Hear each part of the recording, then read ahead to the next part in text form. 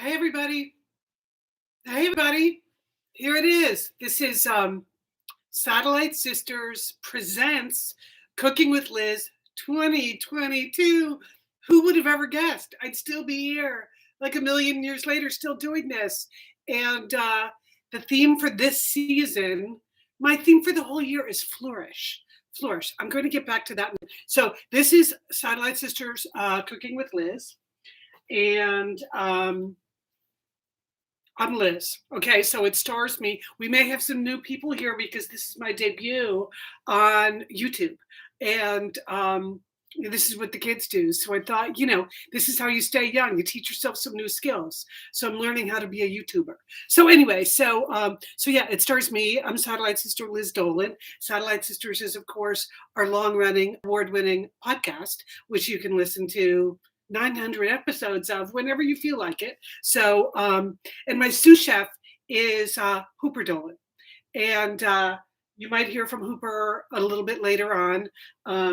He's not that good at cooking. He's very short and has no thumbs, but he's good at licking. So sometimes he helps when things fall on the floor. So there's that. And this is season 1. Episode 1, I should say. I wrote season 1. Episode 1 for 2022. I'm calling this Call Me Betty Crocker, Liz Bakes. And that will all get explained in a few minutes. But I want to say 2 things first. Flourish as my theme for the year. We have been doing this for like 10 years on Satellite Sisters, sort of each of us think of our theme and sort of a motivation for the year, a spirit for the year, a mantra for the year. And because last year, I think my year ended up pretty much being languish, I was looking for the opposite of languish. And so that's why it's flourish. But then Natalie, longtime Satellite Sister, very active commenter in the Satellite Sisters Facebook group, she thought, well, if I was looking for a title for Cooking with Liz this year, why not use flourish? Because the first letters are Flour, flour, and I could just make everything out of flour, which is like my producer over here laying on the ground. He didn't think of anything that smart. Did you, Hooper? No, nobody on my team came up with something as clever as that, Natalie. So I am using it. The theme for Cooking with Liz all year is just going to be flourish. And whoever thought I would be flourishing in the kitchen? So many unexpected things, right? Right? We know. So because there are some new people here, I'm just going to take a little time to review the history of Cooking with Liz. Just because I think it's important for new viewers to understand the unlikeliness of the whole thing, okay? That's the thing. It's unlikely.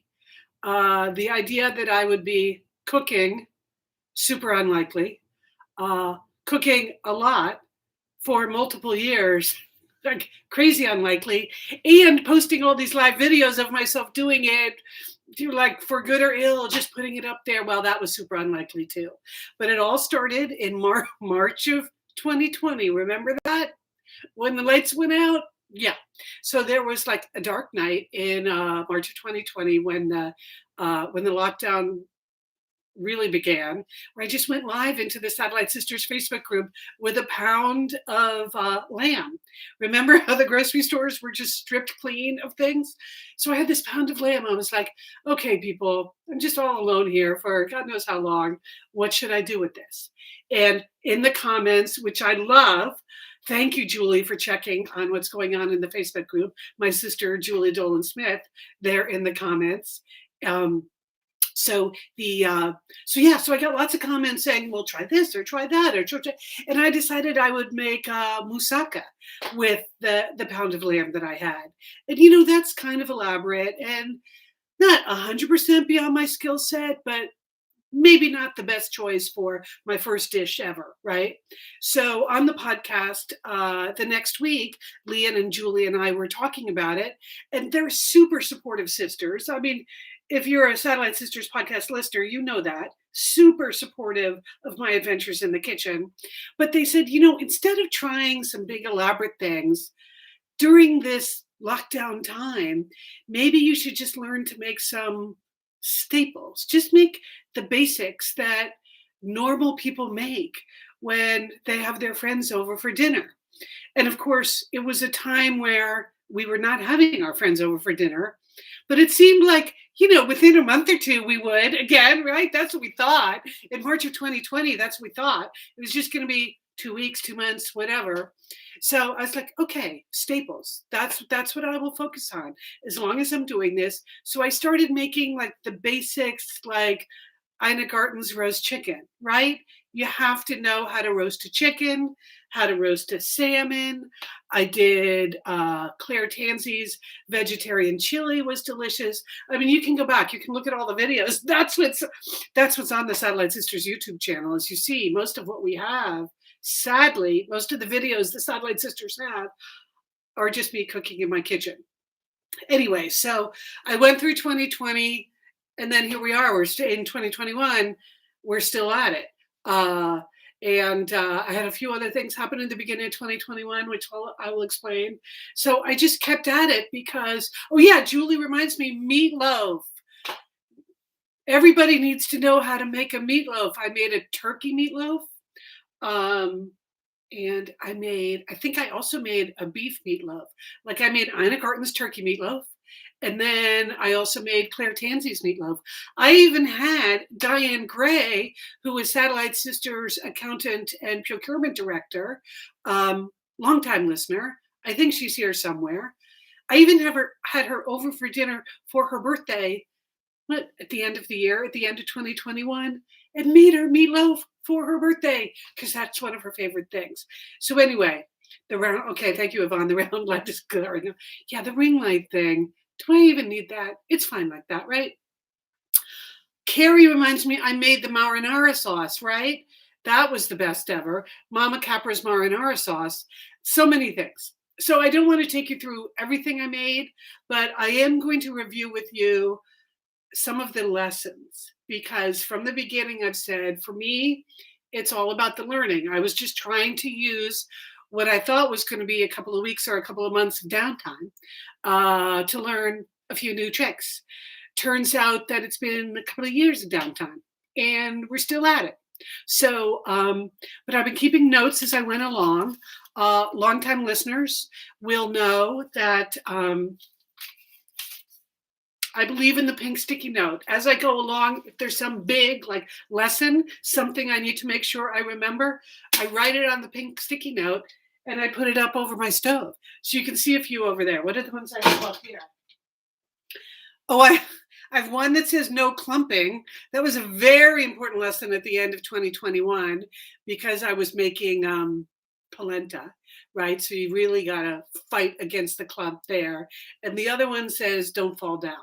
So that brings me to some of my lessons. 2021, this year's theme is Flourish.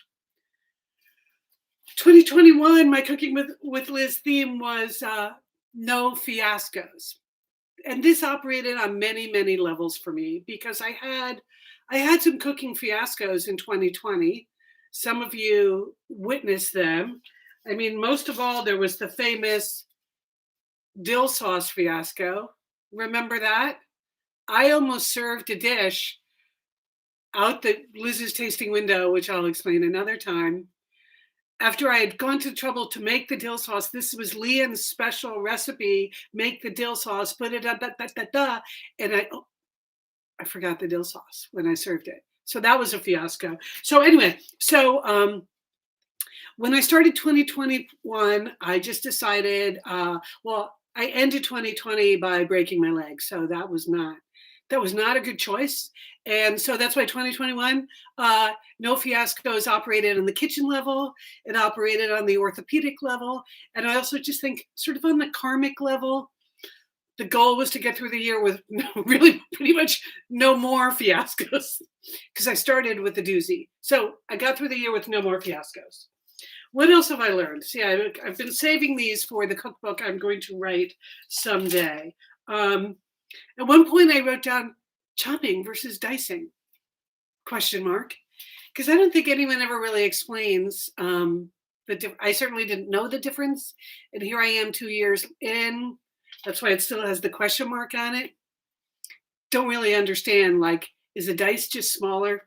I don't know. You can put that in the comments. Here's one I remind myself all the time. It is about the learning.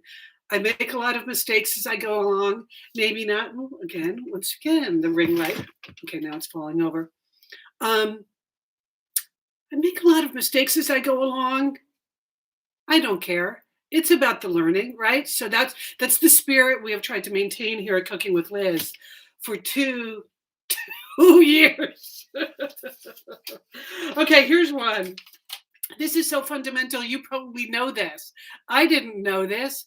Read the recipe the day before, right? Read the recipe at least the day before, because there's sometimes things in the recipe where you have to do it the day before. Thank you, Molly. I have come so far. I feel like I really have.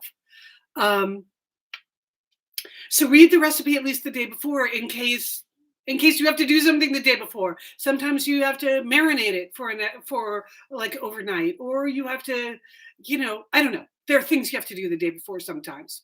So that was a major learning for me. Instead of like an hour before you're supposed to make something, whip open the computer, read the recipe, and think, oh, this is like a 3-day operation. That's not good. Okay.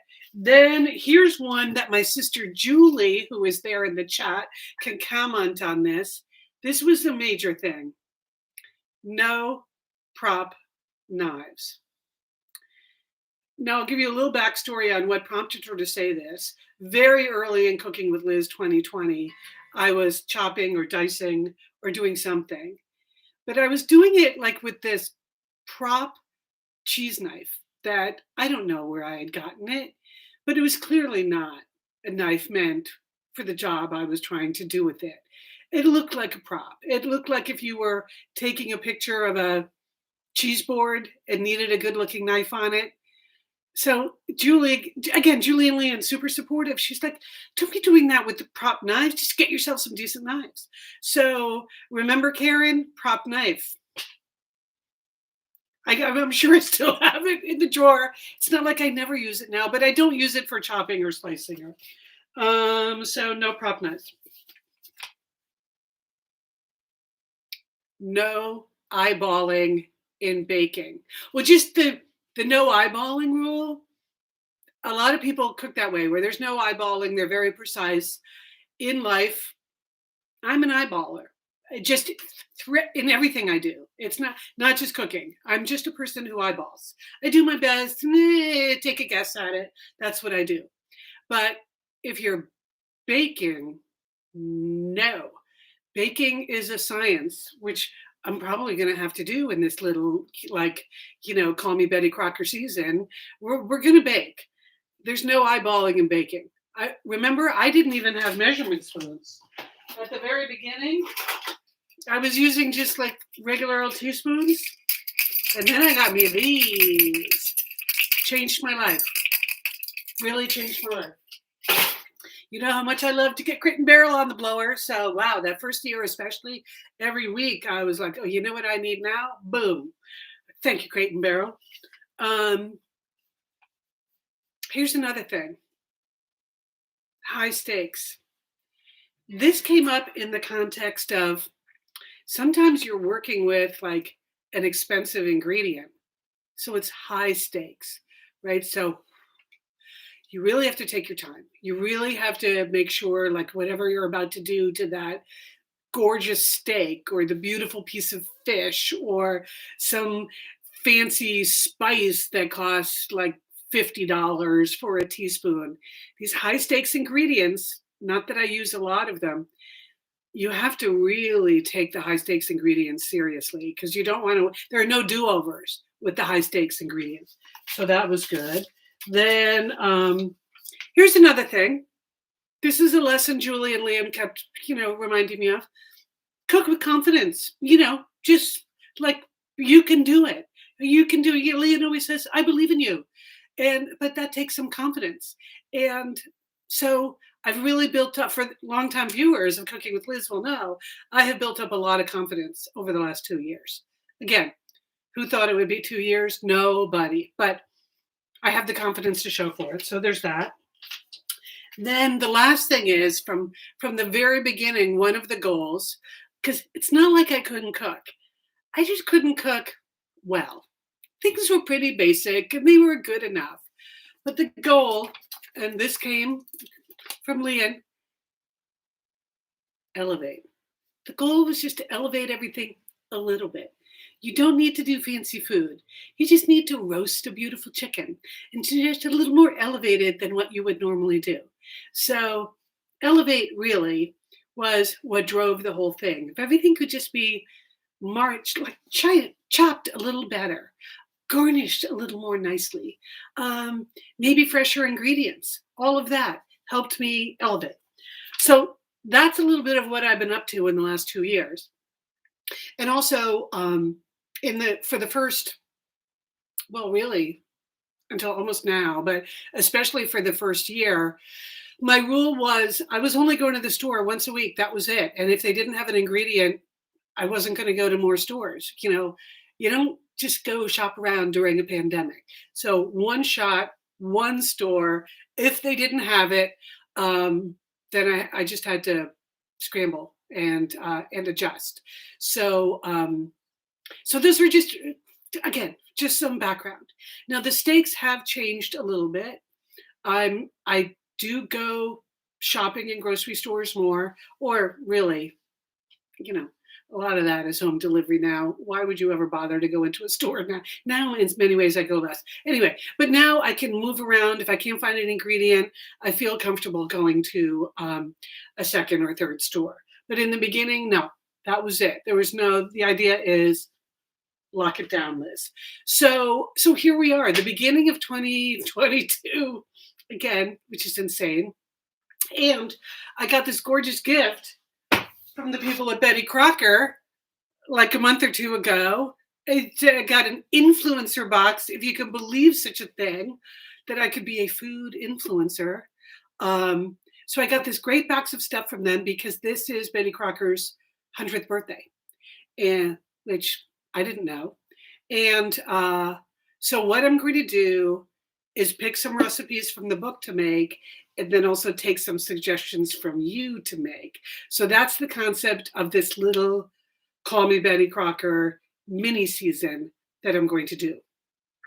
Before I get into the book and tell you what I've decided to do for the first two, before I pick one of yours, I was amazed in the Satellite Sisters Facebook group how many of you had like great old copies of your Betty Crocker books.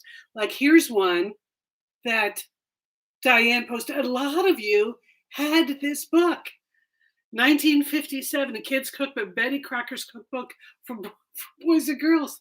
There are people that posted their Betty Crocker homemaker pins. You people have been betting it up for a long time. I think that's amazing. To me, my only introduction to Betty Crocker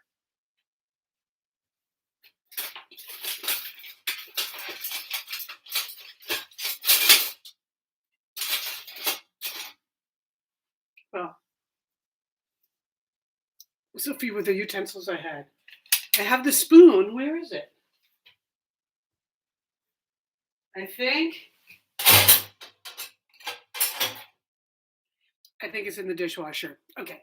But anyway, so I had some cute kitchen utensils that said Betty Crocker on them, but that was really it. But now I got the book, and I'm going to dig in, try a few of the recipes. So here's the deal. I want to do one sweet and one savory from the book. Then I'm going to do one more sweet and one more savory that you will propose. Now, I've already gotten some good suggestions. It would be great if you could put your suggestions in the chat here. I'm trying to consolidate all the Cooking with Liz stuff here on YouTube, but some really good suggestions. Oh my God, Claire Tansey's butter vanilla cake.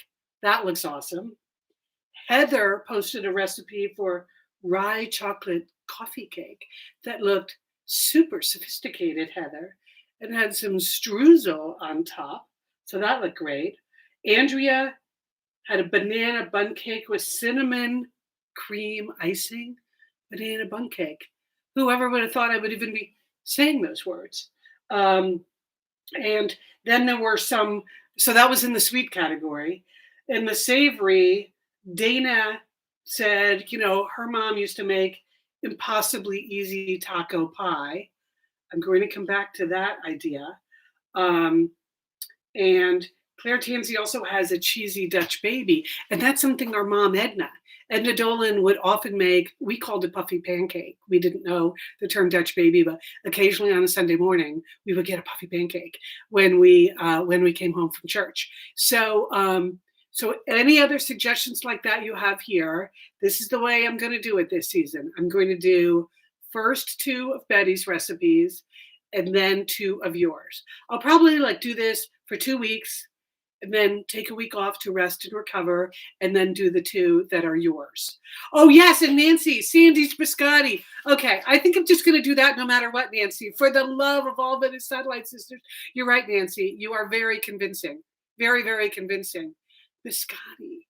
That's good for me because, again, let's go back to, I want to make things that I want, that I would serve, that I would bring out if friends ever come over, and so have friends over for a cup of coffee, to have your own homemade biscotti.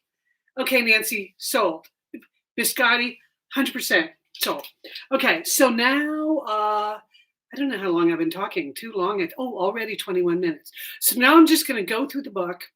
I'm going to tell you some of the things I considered and then tell you the 2 that I have picked from the new Betty Crocker book. So, Marie, you made the cheesy Dutch baby last week. It was good. Okay, that's good. Yeah, there's, cooking. Sometimes it turns out delicious. Okay, so here's the best 100 that came out for the Betty Crocker birthday. Now, in the sweet category of the book here, of course, there's a classic banana bread. And I feel like the only thing that could be more pandemic than banana bread is sourdough. So I'm very tempted by the banana bread. Then, hang on. Then, lemon pound cake. That's a classic. That's a staple, right? So lemon pound cake is in the running. What else did I have here? What I turned down?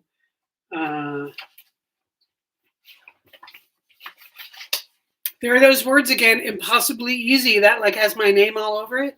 Impossibly easy French apple pie. So that looks really good. And then the last one, which I did, this is the one I decided to do because so many people in the comments had already said I should try something like this. Ooh. Okay, sorry, light falling down again. Light falling down. Okay. Everyone said, you have to make a dump cake. I'm like, well, that sounds awful. What, a dump cake? And then people explained what a dump cake is. And that's just fun to say, dump cake. So in the book, they've got here buttery peach dump cake. Look at that. It's basically like a cobbler. The reason this is appealing to me, besides the fact that buttery and peach sounds great, is that it's kind of messy. I feel like I couldn't go wrong with this. It's not a precious presentation. And so I think the first sweet thing I'm going to make is the buttery peach dump cake. Well within my skill set and something I would make again. Not so crazy. Pineapple dump cake, you think, Marie? Yeah, it doesn't have to be peach. Can do, okay, so that's the sweet. Now savory, here was my thought process here.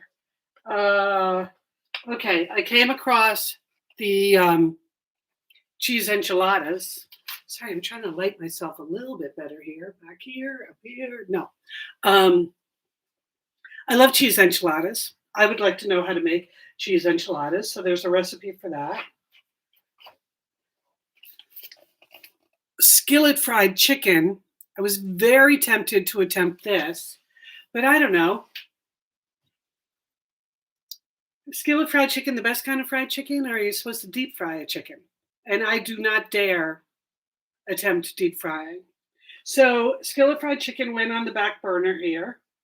Then, oh, okay, Julie, they have a recipe for, here we go, New England pot roast. Now, this is an Edna Dolan dish, right? Our mom, Edna, made a delicious pot roast. And this was back in the day when like we would have a big pot roast on Sunday. Usually on Sunday during halftime in the Giants football game, because that was the way things happened back in the day. So I was very tempted to do the pot roast, but then I thought, well, that's an Edna Dolan dish. I can't even attempt. And then on the next page, again, this was I think it was Martha in the Facebook group that said in her family, they didn't make the impossibly easy taco pie. They made the impossibly easy cheeseburger pie. Oh my God. Cheeseburger pie? Now, I can tell you right now, there is no way Edna Dolan ever would have made a cheeseburger pie. Am I right, Julie? I mean, it's not that she couldn't. She was a really good cook. But when we were growing up, she was definitely going through her Julia Child French chef phase. There was no cheeseburger pie in our house. Occasionally, like if our parents went out on a Friday night, we were so excited because then with the babysitter, we would demand beefaroni. we loved beefaroni. But there's no way beefaroni would be in the home when the parents were home. That was just not happening. So impossibly easy cheeseburger pie sounds amazing. And Martha, when you posted this in the Facebook group, Lian immediately was like, why doesn't everyone just eat cheeseburger pie all the time? And I agree that like cheeseburger pie is the kind of thing you would just throw together if some friends came over, especially when you see that it's impossibly easy. So that has my name all over it. This recipe continues to be a family favorite. Well, I don't have a family, Betty. I mean, I do, you know, sisters and brothers and nieces and nephews and stuff. But here in the home, it's just me and Hooper. And but I'll bet if some impossibly easy cheeseburger pie fell on the floor, Hoop would scoop that up. Scoop that up. Okay, so that's what I'm going to do. I'm going to make impossibly easy cheeseburger pie, and then I'm going to make dump cake. I'm not sure what, it seems like there's a lot of debate in the comments here. Diane says dump cakes have canned peaches. Okay, we'll just have to think, but the pineapple sounded really good. I'm going to do a little bit more investigation on that. I just like saying dump cake, frankly. That's why I picked it. Fun to say. So, sometimes you just got to do that. That's why I named Hooper Hooper. Fun to say, Hooper. So those are my first two things I'm going to do. And so that's going to be next Thursday night. So same time, same place here on YouTube, Thursday, 5 p.m. Pacific time. I'm going to make the cheeseburger pie. And then the following week, I'm going to make the dump cake. Fruit TBD. And then after that, it's really up to you. There were some very, chicken pot pie. Arlene commented on that. There was a great chicken pot pie recipe in here, like a single chicken pot pie. And the reason I didn't pick it to try right away is because I made that fish pie for Christmas dinner for the Feast of Seven Fishes. So when I looked at the recipe of how you make it, it was very similar to something I had just made. And of course would taste and look totally different. But it's all about it's about the learning, right? So I want to expand my skills into the cheeseburger pie category because that would be all new to me. So there you go. This is my Betty Crocker mini season.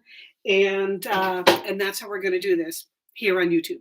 Now on the podcast, that is where I will actually be announcing what the other two dishes will be. So what the ones that you suggest and that I decide to pick.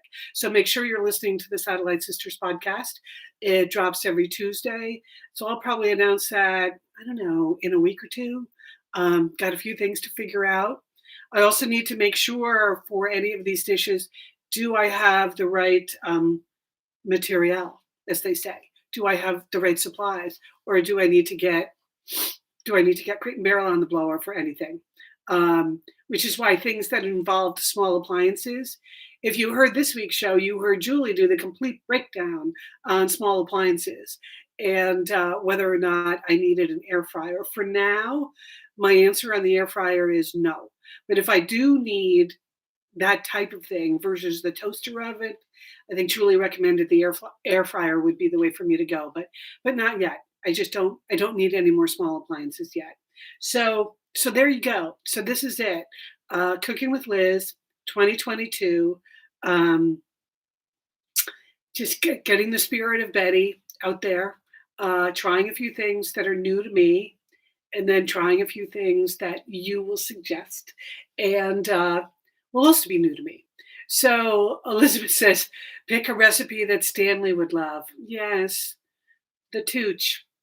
People know I did all of Tucci-tober season, Stanley Tucci. Do you know, Elizabeth, last week, a close friend in New York sent me a picture that she took on the New York City subway, like over her shoulder, kind of being sly about it. Stanley Tucci in the New York City subway. She's like, I thought you should see this. Stanley's in town. So, okay, Arlene thinks I should get a panini maker. Maybe. So that's it. So make sure you subscribe here to this channel so you always get alerted when we post new videos. We'll be posting, all the podcasts will go up here as videos too, even though they're not really videos, but the new episodes will go up there. And then over the course of the year, we're going to do real Satellite Sister stuff here, not just Cooking with Liz stuff. Because remember, this was a pandemic exercise, and sooner or later, it's going to be over. And I'll be back going to restaurants the way I used to. So thank you so much for tuning into my YouTube debut. I mentioned peas and sauce at the very top, and the Mama Capra's marinara sauce. That's where my mantra, peas and sauce, came from. Making Mama Capra's marinara sauce and just having a peaceful, lovely family dinner. So that's why I always leave you with those thoughts. Make sure you subscribe to the YouTube channel, subscribe to the Satellite Sisters podcast, and peace and sauce.